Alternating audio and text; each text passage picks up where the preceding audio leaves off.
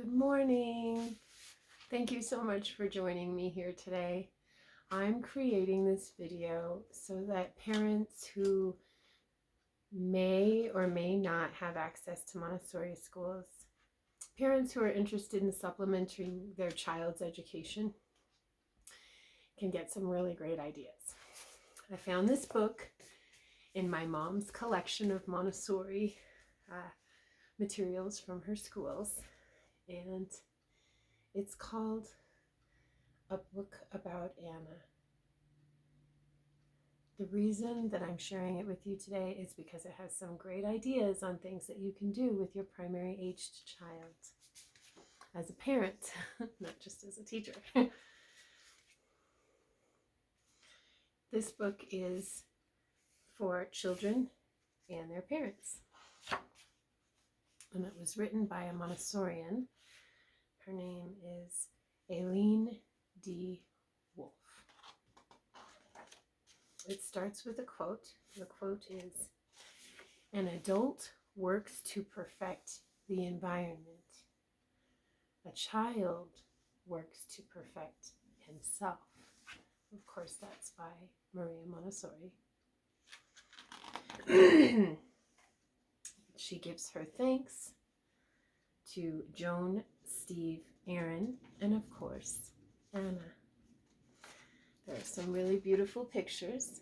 I'm going to bring you closer so that we can see the pictures. Here we go. Yeah. Anna is a little girl whom I know, a very happy little girl.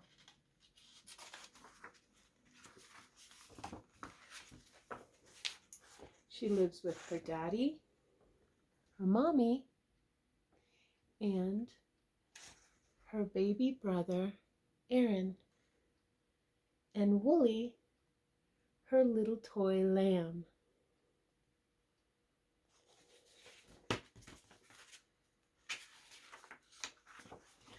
Every morning, Anna takes her clothes out of her drawer by herself.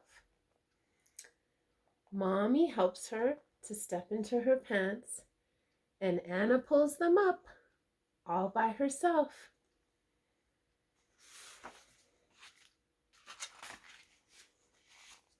Anna is still learning to put on her socks. Side note, if you start at 10 months old, between 9 and 10 months old, letting the child put the socks on by him or herself, they will definitely be able to do it by Anna's age. The earlier you start, the earlier you give them opportunities to do things for themselves, the faster they master the world around them. She tries so hard to lace her own shoes and to pull her laces very tight. So I'm surmising that Anna is around 3 years old, if not a very early 4. And usually if you start your lessons at 2.5, the 3-year-old is capable of tying his or her own shoes, usually 3.5 or so. Ouch! It hurts when mommy brushes her hair. So the child learns to brush him or her hair on her own. Anna can brush her hair on her own. So what I did with Faith and Loriana, and I do it occasionally with Greg, is they brush their own hair, and then I help them at the end. And we work out any tangles together. Anna lives on a beautiful farm.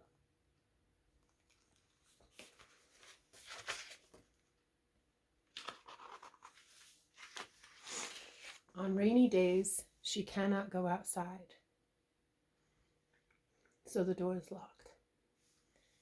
In the Assistance to Infancy classroom, that's what AMI calls it, the Association of Montessori International, the 0 to 3-year-old classroom.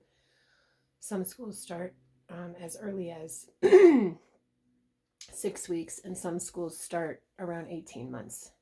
A majority of the classrooms I was in were 18 months to 3-year-olds. And one of the first lessons that we give to 18 months old month-olds is unlocking a lock. You get a little lock that has the metal bar over the top and the keyhole in the bottom, and the child can use the key to lock and unlock the lock. And there are also some puzzles that I've seen in some classrooms. I think having the locks themselves is much more effective, but there are some puzzles that you can purchase that have locks and deadbolts and a little bar that you slide across, all in one puzzle, so the child can experiment with that. On rainy days, she can't go outside, but in good weather, she opens the door all by herself. She goes outside to help Daddy take care of the animals. So I've been working around this with my imagination, coming up with ways where Greg can help me in my business, and we can create some videos together, especially because he's 10 years old. So they would be geared more toward the elementary aged child.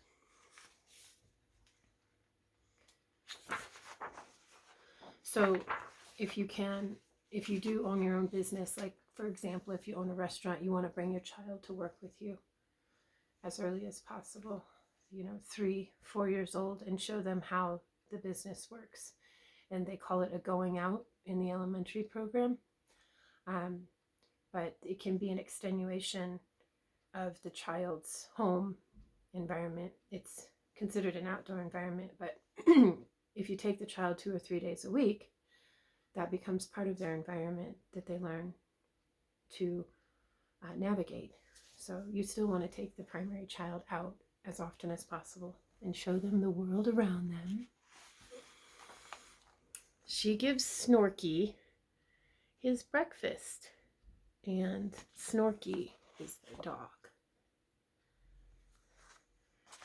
She then, on her own, goes and feeds the ducks and the chickens.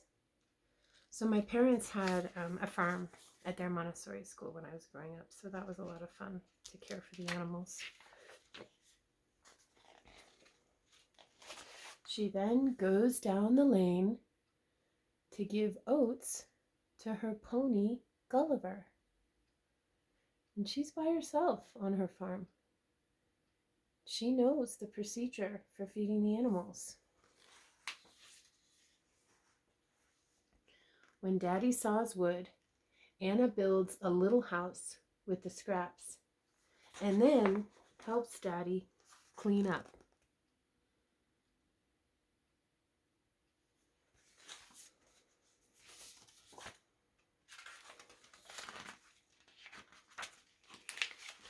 When Mommy makes soup, Anna cuts the celery with a small table knife and scrapes the carrots very carefully. So I've seen in some classrooms, my mom had one in her classroom, a knife that has a rounded top. So it's kind of like a knife that you would use for spreading peanut butter, mayonnaise, but it's got a serrated edge along the side so that the child doesn't poke themselves with the sharp part of the knife. And that's a great tool to keep in practical life in the classroom. But it's a really helpful knife when the child is very young. She peels the onions with her fingers, and then she puts the onion skins in the trash. After Anna eats her soup, she wipes her lips with a napkin and then carries her empty soup bowl to the kitchen. So you notice she has her own table and chair that are her size, so she can reach everything that she needs on her table. She can clean her table, she can clean her chair, she can lift her chair and move it around the kitchen if she needs it as a stool to reach things.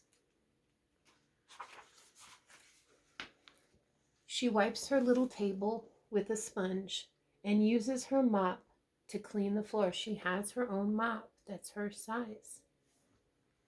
Anna loves to wash dishes in the sink, and to feel the warm soap bubbles on her fingers. Greg and Faith, Loriana, they all loved working in the kitchen, in the sink. They love water play. They love the bubbles. My mom had a mixer. It's an old mixer. I haven't seen them in a while, but it has two of the metal pieces that come down like you would see in a blender, and then it has a handle at the top, and you can turn it, and then the two metal things will turn. What would you call them? If you know what they're called, let me know.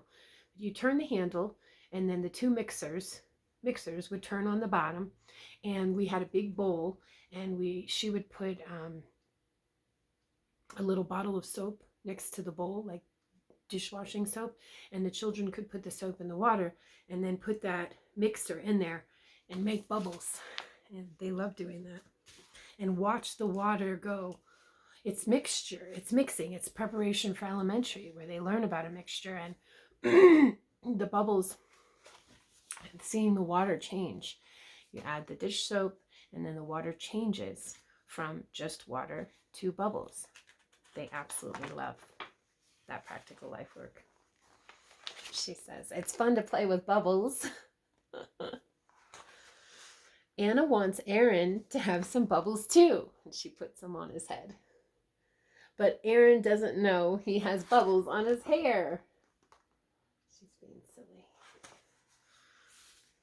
So she cares for her younger brother as well. They can change diapers. They can clean up after they can help their younger siblings clean up messes. They're very capable. When Mommy hangs the wash outside, Anna carries some clothes in her little basket. She hangs them on her low clothesline. Later, Anna helps Mommy to sort the dry clothes. She puts her two white socks together.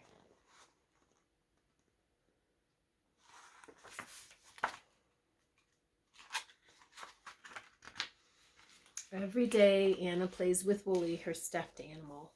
She gives him a feather for a hat. And Anna wants Wooly to stand up all by himself so he can have his picture taken too.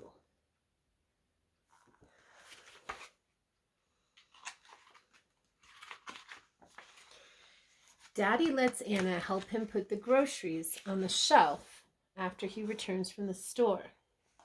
Oh, here's the exercise that my mom has. Mommy lets Anna beat the eggs with the big egg beater.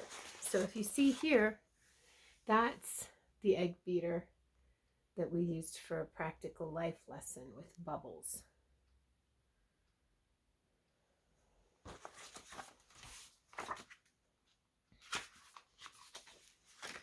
When Daddy paints a picture, Anna wants to make a picture too. She draws one with her crayons and hangs it on the wall where everyone can see it. They used to have a national Take Your Children to Work Day. I don't know if they still do, but that's a terrific opportunity.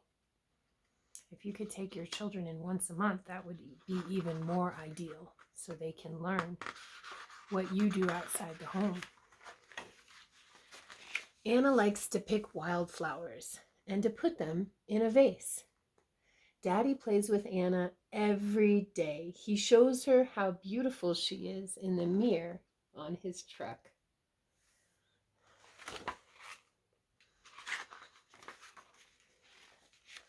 The whole family is together to light candles for dinner. Anna listens as Daddy says the blessing. She looks at the pictures in one of her books. After dinner, Anna sorts the knives, forks, and spoons and helps to clean up.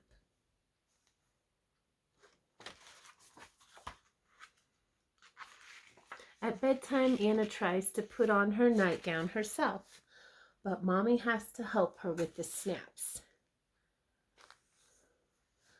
Mommy kisses Anna goodnight, before she goes to bed, Anna plays peekaboo.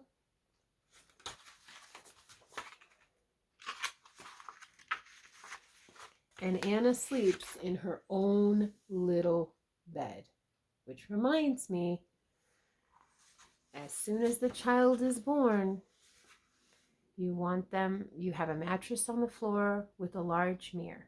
Now, in the beginning, this was more like a play area for Greg, my son, because he slept with me for the first several weeks.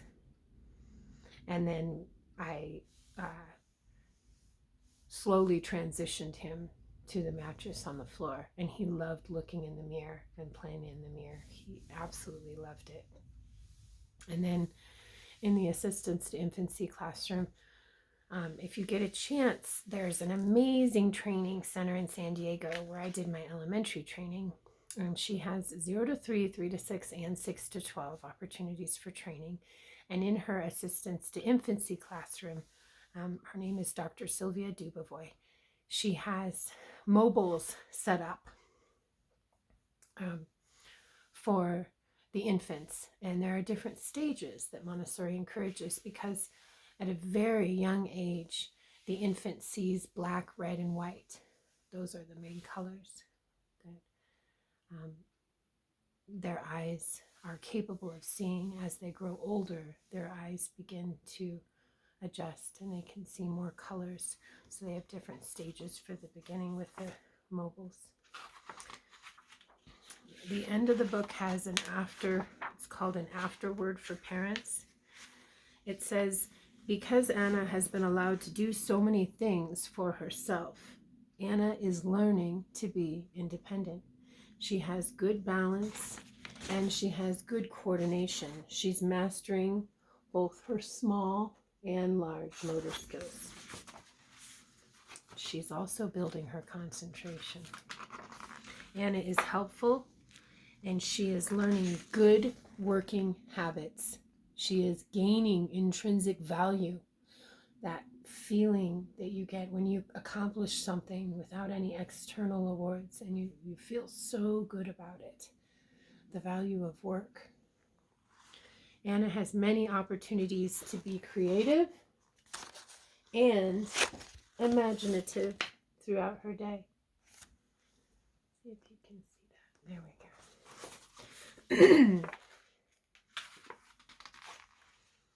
She recognizes differences and similarities when she's matching the socks and putting away the silverware, because she becomes absorbed in the tasks she's allowed to do. The adults were not interrupting her in the story.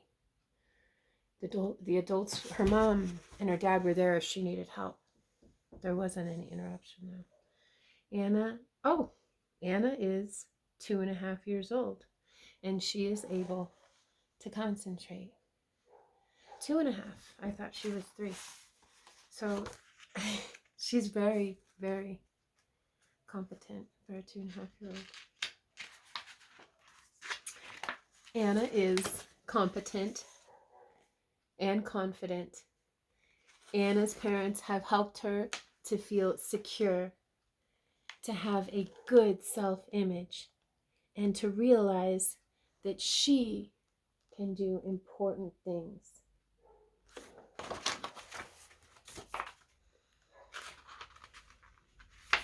Anna is playful, loving, and happy. She is interested and ready to learn many new things. And then she has an ending here. Aline, the Montessorian, has an ending here. By the age of 3, some children reach a remarkable level of competence and confidence. Others, perhaps born with equal abilities, are awkward, restless, and insecure.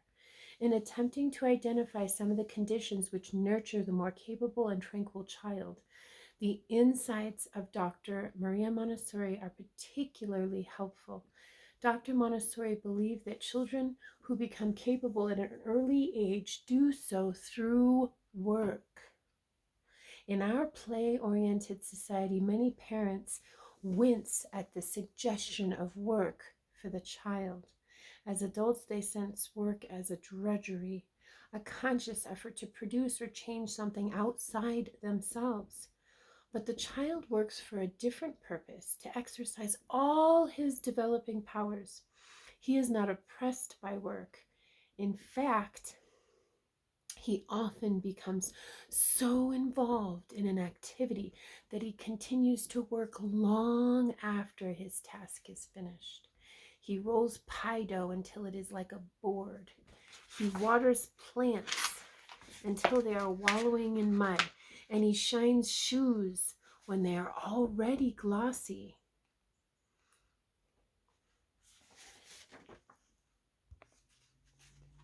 This tireless repetition illustrates Montessori's observation that it is the doing rather than the finishing of a task that is most satisfying to a young child. Some parents, not recognizing the value of simple tasks, provide their children instead with a large quantity of expensive toys. Criticizing this custom, Montessori wrote in The Absorbent Mind, "In those countries where the toy-making industry is less advanced, you will find children who are calmer, happier, and more sensible. They take part in the activities going on about them, using and handling the same things as the grown-ups. When the mother washes out some linen or makes bread, the child joins in. Though his action is imitative, it is a selective and intelligent imitation through which the child prepares himself to play his part in the world. There is no doubt whatever that the child must do these things to serve the needs of his own self-development. In the rapid pace of today's life, it is often more convenient for parents to dress a child than to let him dress himself." These are Aline's words.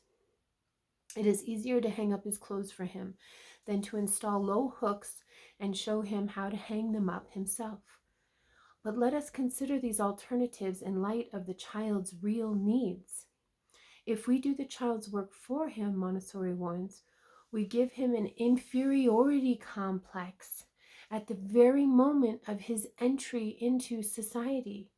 But if we allow him to work with us in our everyday activities, we help him to feel that he is able to do things for himself.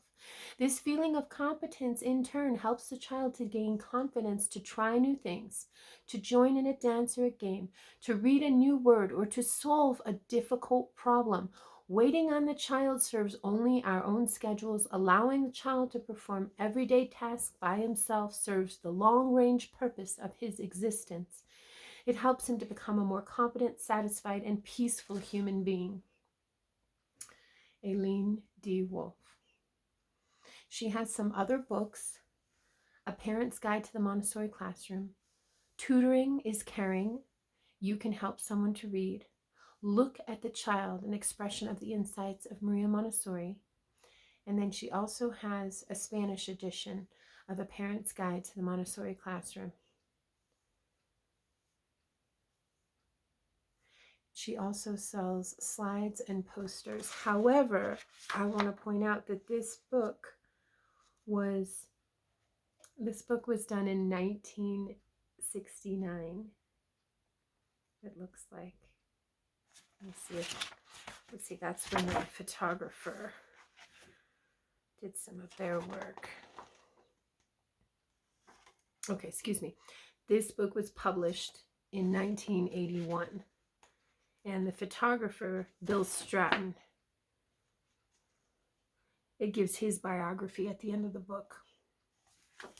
So I strongly encourage you to take a look at this book, A Book About Anna for Children and Their Parents by Aline Wolf. And when we read a book to a child, we always mention the title. We talk about the author.